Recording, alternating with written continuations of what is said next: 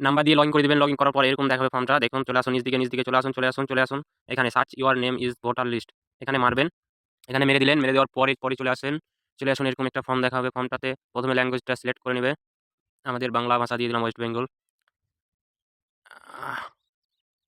Voter voter ID নাম্বারটা দিয়ে দিবে।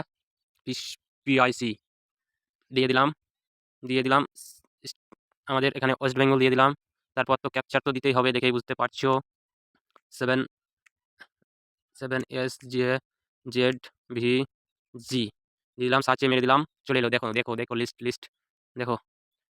এইভাবে তোমরা তোমাদের ভোটার লিস্টটা চেক করে নেবেন কেমন হয়েছে, আছে না ফেল পড়ে গেছে। ওকে, তাহলে এটা কোথা থেকে চেক করলাম তোমরা দেখবেন না? অবশ্যই দেখাবো। চলো। তার আগে বলে দিই, এখানে মোবাইল নাম্বার দিয়ে সার্চ করতে পারবেন। মোবাইল নাম্বার দিয়ে এখানে ডিটেলস দিয়ে চেক করতে পারবেন। চলো এবারকার দেখাই তোমাদের কোথা থেকে চেক করবেন।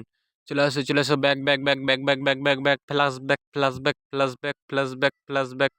তোমাদেরকে কোনো অ্যাপস ডাউনলোড করতে হবে না। চলে আসুন ক্রোম ব্রাউজার বা গুগলে যে কোনো একটিতে ওপেন করুন।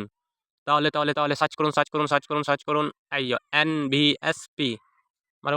চলে এলো ভোটার এই লিঙ্কটাতে মারুন। লিঙ্কটাতে মারলেই তোমাদের এমনটা দেখাবে না, কারণ আমার লগ ইন করা আছে।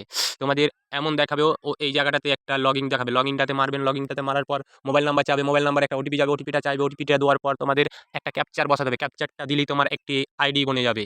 ঠিক আছে, তারপরে চলে আসবেন এই ফর্মটাতে। আর এই ফর্মটাতে তোমাদেরকে দেখাইলাম। তাহলে ভালো লাগলে অবশ্যই লাইক কমেন্ট সাবস্ক্রাইব করুন। না শেয়ার করুন। এটা আমার ফেসবুক। তোমাদেরকে সাবস্ক্রাইব করতে হবে না, ফলো করো। ওকে।